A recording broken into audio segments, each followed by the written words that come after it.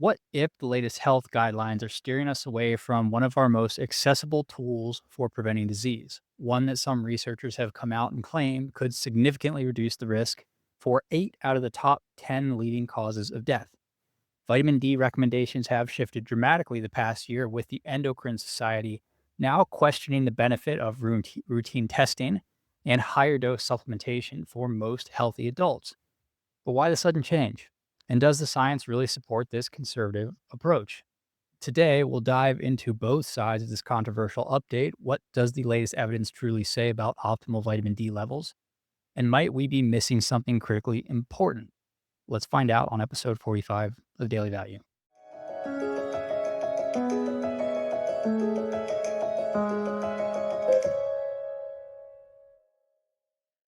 Hello, everyone. Welcome back to Daily Value. I'm William Wallace, and today we're exploring the current vitamin D controversy. That is, how much do we really need? The first official vitamin D guideline appeared back in 1941, setting a daily dose around 400 international units, or IUs as I will call them. This was enough to prevent rickets based on observations with cod liver oil. For decades afterward, this recommendation remained largely unchanged, based more on guesswork than actual rigorous data. In 1997, the guideline shifted from a formal recommended dietary allowance, or RDA, to inadequate intake, or AI, which is used when there isn't enough evidence to set an RDA. Researchers identified 25 hydroxy vitamin D as the key marker of vitamin D status, and early dose response studies suggested that at least 5,000 international units, or IUs, a day might be needed, yet the clinical understanding was still largely limited to bone health. A major shift occurred in 2011 when the Institute of Medicine, now the National Academy of Medicine, updated guidelines after an extensive review. They concluded evidence linking vitamin D supplementation to health benefits beyond was inconsistent. Thus, they set an RDA at 600 international units, or IUs, a day, also expressed as 15 micrograms for most adults, with a goal serum level of 20 nanograms per milliliter, equivalent to 50 nanomoles per liter, and increased it to 800 IUs a day, or 20 micrograms for older adults. However, these recommendations quickly sparked debate. Later in 2011, the Endocrine Society issued dramatically different guidelines recommending serum levels of 30 nanograms per milliliter, or 75 nanomoles per liter, or higher, and daily vitamin doses.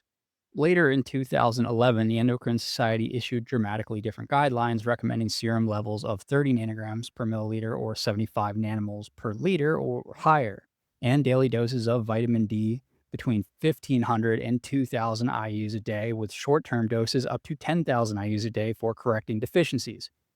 They also suggested potential extraskeletal benefits, including lower risk of cancer, heart disease, falls, and depression, though clinical trial support for these outcomes was limited at the time. The Endocrine Society guidelines inadvertently increased demand for widespread vitamin D testing and higher dose supplements. Soon, some researchers argued for even higher optimal serum levels between 40 and 80 nanograms per milliliter, and doses nearing 10,000 IUs a day would be needed. Despite controversy around these higher targets, many international health authorities continue recommending modest intakes between 400 and 800 IUs of vitamin D daily, focusing strictly on bone health. Today, vitamin D deficiency remains widespread globally, affecting around 45% of the global population. Against this backdrop, the Endocrine Society's recent 2024 update has reignited the debate, once again challenging conventional wisdom about how much vitamin D we really need. In 2024, so just last year, the Endocrine Society published updated vitamin D guidelines, significantly changing their prior stance. Previously, the Endocrine Society defined vitamin D deficiency as serum 25-hydroxy vitamin D levels below 20 nanograms per milliliter, insufficiency between 21 and 29 nanograms per milliliter, and sufficiency between 30 to 100 nanograms per milliliter. But now the Endocrine Society no longer endorses these older definitions. Their latest guidelines argue that current clinical evidence doesn't clearly support specific vitamin D thresholds for healthy individuals.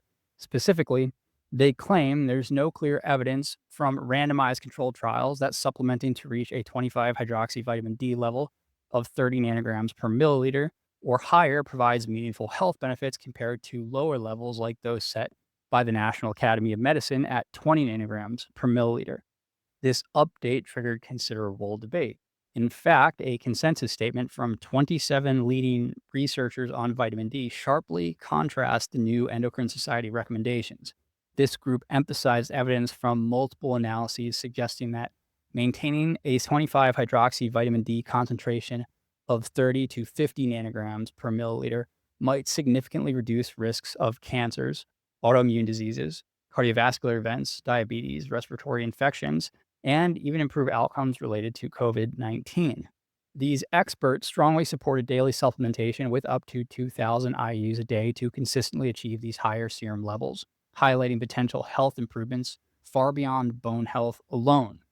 Critics argue the latest Endocrine Society guidelines are overly cautious, narrowly focusing on bone health outcomes, while disregarding a growing body of data suggesting broader health benefits, including immunity, cardiovascular health. And with these sharply contrasting perspectives, the question remains, are the new guidelines appropriately cautious, or could they inadvertently dismiss important health benefits? To understand why there's such debate around optimal vitamin D levels, it helps to look at how vitamin D actually works in the body. And indeed, it works many different ways, but vitamin D itself isn't active until it's converted into its active hormone form called calcitriol. Calcitriol binds directly to vitamin D receptors inside cells, influencing gene expression. Vitamin D itself isn't active until it's converted into its active hormone form called calcitriol. Calcitriol binds directly to vitamin D receptors inside cells, influencing the expression of hundreds of genes, turning some genes on and others off. In one very interesting study, healthy adults supplemented with vitamin D doses of 600 IUs, 4,000 IUs, or 10,000 IUs per day for 6 months showed dramatic differences in gene expression. At the lowest dose, 162 genes changed expression. At medium doses, 320, and at high doses, a remarkable 1,289 genes changed their activity.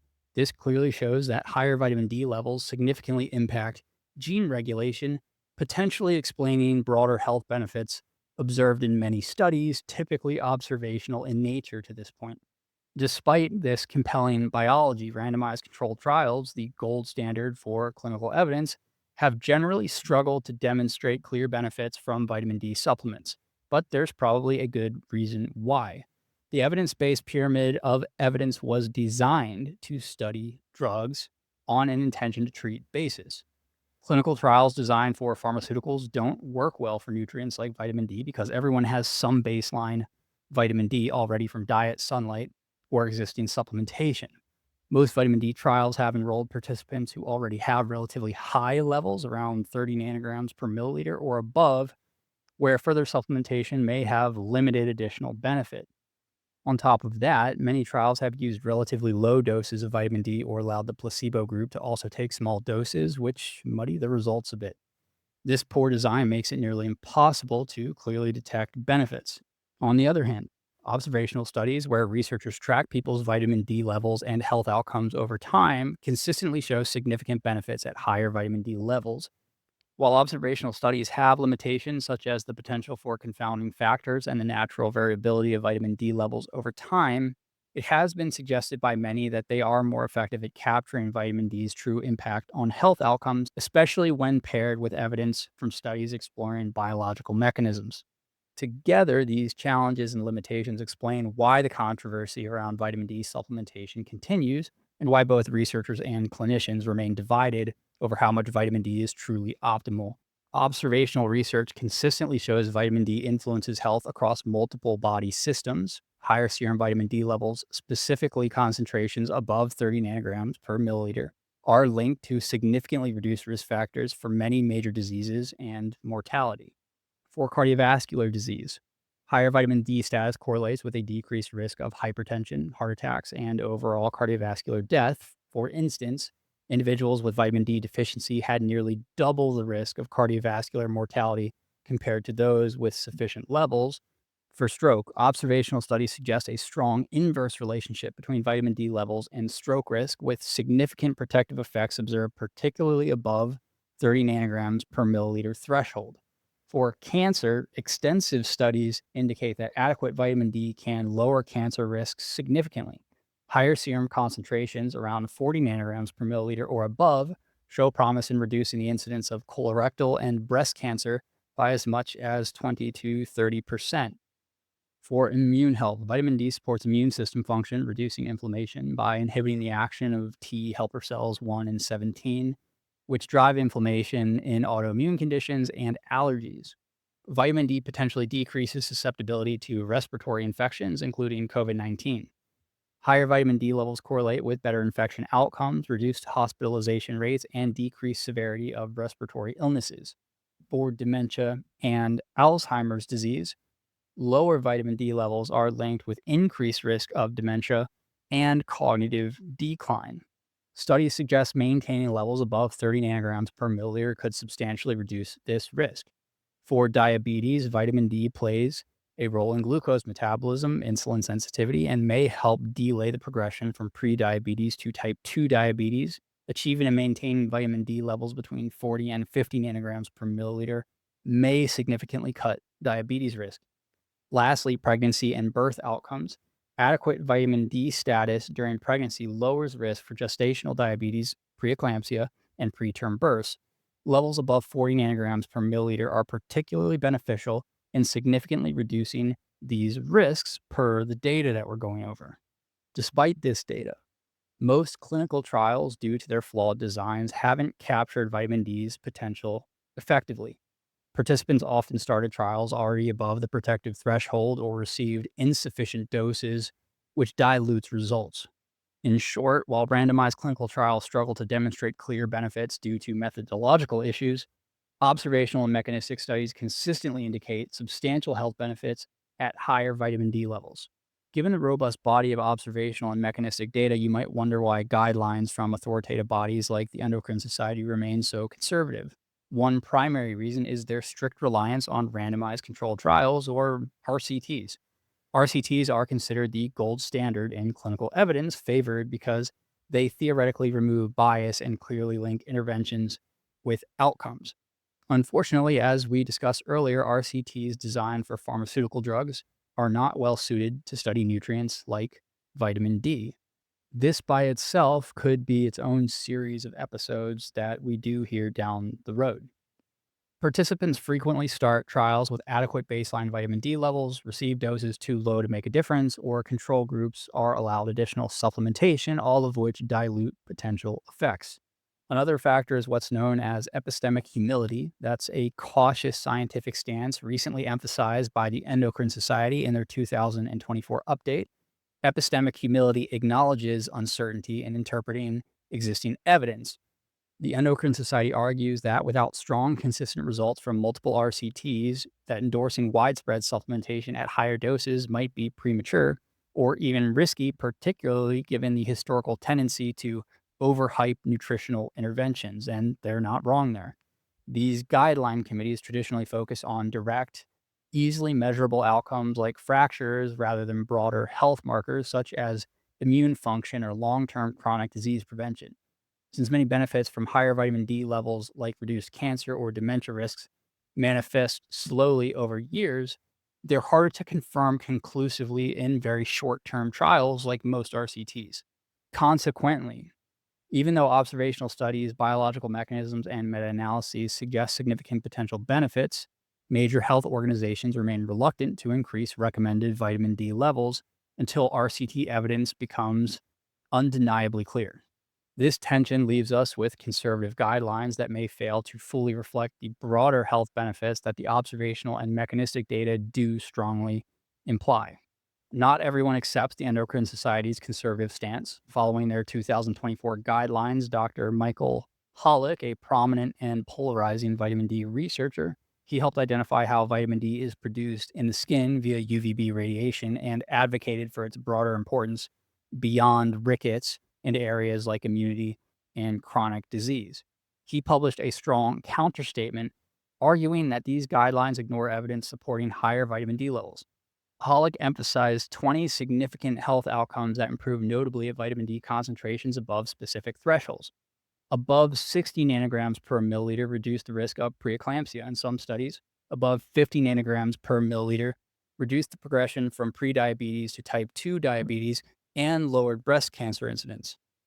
Above 40 nanograms per milliliter decreased risks of autoimmune disorders, cesarean section births, infant dental caries, digestive cancer relapses, multiple sclerosis, and premature births. At above 30 nanograms per milliliter, significant reductions in cancer mortality, cardiovascular mortality, colon cancer, COVID-19 mortality, respiratory distress syndrome, osteomalacia, and upper respiratory tract infections. The data that Hollick cited suggests that 30 nanograms per milliliter should represent a bare minimum target for serum vitamin D, with 40 nanograms per milliliter or higher being optimal to ensure broader protection across multiple health outcomes. Hollis and other researchers' point was this: by setting thresholds too low, current guidelines might inadvertently overlook important achievable health benefits supported by a growing body of research. Given these complexities, the practical question becomes, how do we safely and effectively achieve optimal vitamin D levels? Supplementation remains the most efficient and reliable method for consistently increasing serum vitamin D concentrations.